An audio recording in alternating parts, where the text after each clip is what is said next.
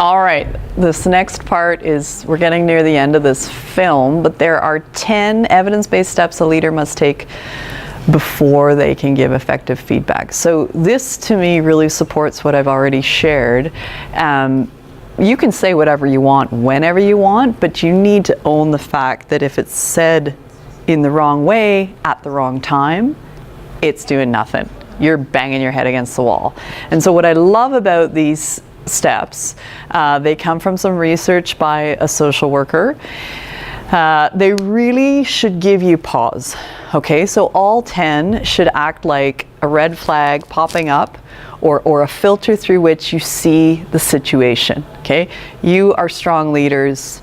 You have a ton of people you're giving feedback to, and I want you to challenge yourself on these 10 to think about how well you do them. Some of them I'll have examples for, other I'm just going to whip through, but they're profound questions. Okay, and then we'll have a long reflection at the end of the 10. So if you want to have them all in front of you, I would encourage you to grab the slide deck, the PDFs of these slides to have right in front of you. All right, so there's 10. As a leader, I'm ready to give you engaged feedback when I'm ready to sit next to you and not across from you. Okay, so one of my greatest mentors always says, you got to find a way to get on their side, which might sound soft, but in fact, finding a way to sit beside someone and face forward, even walk beside. We've talked on and off through the program about having a walking meeting. And I would say the more tricky or sticky the situation, the better that is to use that side by side. We're moving in the same direction. It's a metaphor, but it's also a physical space in which you can have, and what I love about the work is engaged feedback. I'm sure we've all been in situations where we were getting feedback that we weren't ready to hear, and the timing and the place and the tone and everything was wrong about that. Okay, so this is taking time, and you'll see all 10 of them are going to take time. I don't know anyone that can do all 10 of these without hitting pause. You know, we as leaders, we need a giant pause button in our lives. Maybe tattoo it on your neck. Hitting pause and deciding when you're ready to do that. I have a million examples of that. I'm not going to give one right now. Okay, so that's number 1. As a leader, I'm ready to give you engaged feedback when I can put the problem in front of us rather than between us. So really similar to the first one. You can think of times where a problem came between you and anyone you work with. How about anyone in your family? Right? And the issue becomes larger than the relationship. And in all the work I've done, whether it was as a full-time coach, as a professor, as a teacher, leader, when the problem was more important than the person, we failed. Right? And so one of the things I've had the privilege of seeing work in my work life is approaching the person and reaching the person so we could solve the problem together. And I've worked with a number of people who'd never had that experience and were blown away by that experience. So the way I remember it and try to do it, I'm not saying I do it right every time, person first, problem next. It's unbelievable what you get when you go in that order. All right, the third one. You're ready to give engaged feedback when I am ready to listen, ask questions, and accept that I may not fully understand the issue. And this says be curious, not judgmental. We've done some work in the program on listening. Okay, if you go back through, way back into your leadership modules, we've worked on listening. We've worked on asking thick questions instead of thin questions. And it doesn't mean there isn't a time for a thin yes/no question, but this sense of, remember, if you're listening, it actually means you're willing to change your mind. You're open to changing your mind. This is what people need in a listener. You're not going to be giving feedback that's heard if you can't bring this approach. And that's the same with all 10 behaviors.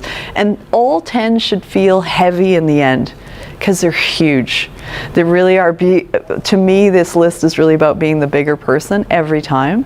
I have a mentor that says that you need to find a way in every situation to be the bigger person, and I'm not saying I have, but what a wonderful thing to aspire to. Okay, another one. You're ready to give that great engaged feedback when I want to acknowledge what you do well instead of picking apart your mistakes. So that links nicely to the strengths-based approach. Be brave enough to start a conversation that matters, okay? Slowing down. And you know, there are times certainly in my career where that's been hard. Like, I can't think of what that person does well because I'm so upset by what's gone wrong. And that's on me as the leader to slow down and prepare for that conversation and to prepare to be calm and strong, right? All the confidence with none of the ego, that could take time. Pause. Yeah, oh no.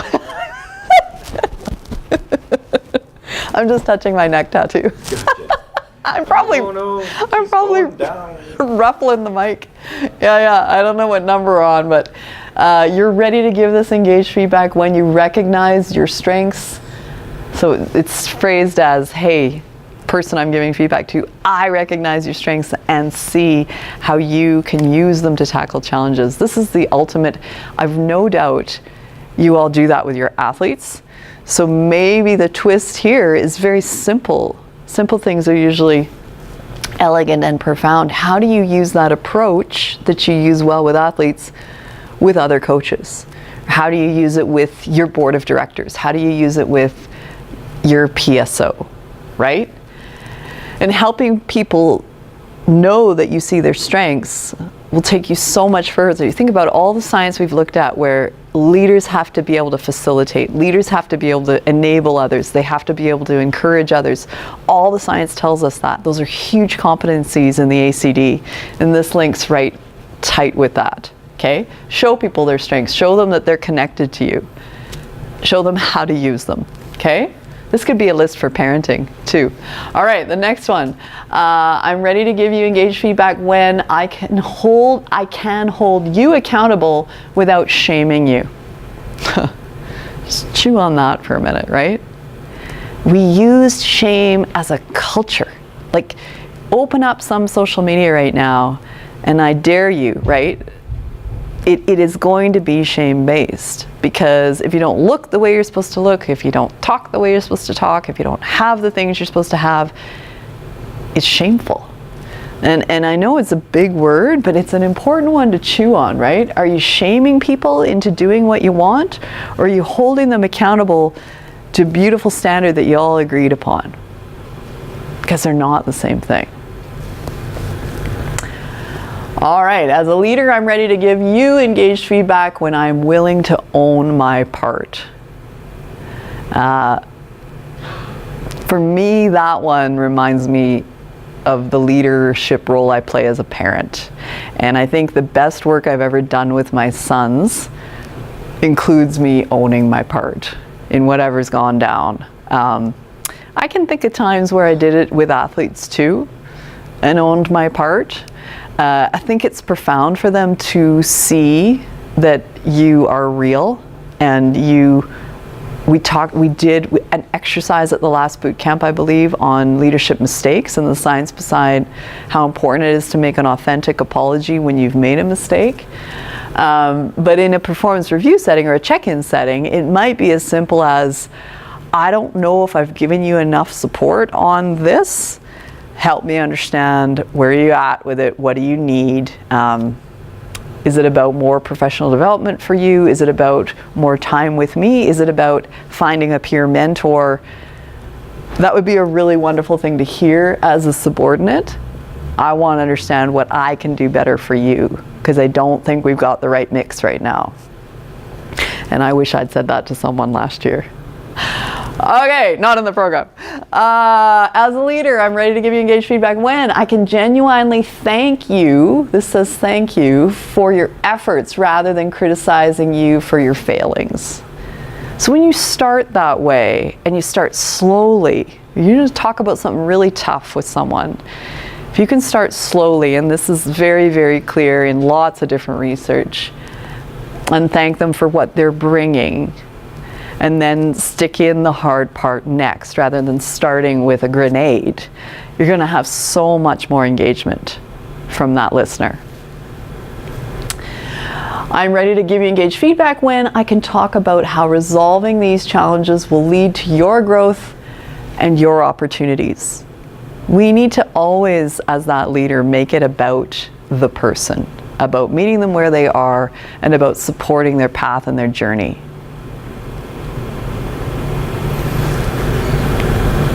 Okay, I think this is the last one. As a leader, I am ready to give you engaged feedback when I can model the vulnerability and openness I expect from you. You know, the best feedback I've ever, or maybe the most surprising but memorable feedback I've ever had in a leadership role was when a subordinate said to me, I never realized a leader could be real until I worked with you. And for sure, I think you all would, if you've spent time with me and really engaged in leadership, know that I'm okay to be vulnerable. I hope you know it's really scary for me too. Even making a film like this it makes me nervous, but I know for sure we got to go there. We've got to be courageous and take risks. We've got to lean forward and in. And so, you know, if you're expecting someone to get real with you, you better start first. In fact, there's a scholar who I read all the time about pedagogy, and I'm obsessed with his work. And he talks about this. Whatever you're expecting from those people you want to learn from you, you better show it first. Okay? Vulnerability is a synonym for strength. All right, so there's 10. That's a heavy but beautiful list, I think. I want you to reflect on those 10 things. Those pre-effective feedback settings, I called them here. Come up with as many positive or negative examples of each one to share with your pod, and 2 questions to ask your pod about these 10 settings. Okay, so that's the coach workbook piece for this. And that is the end of film 2.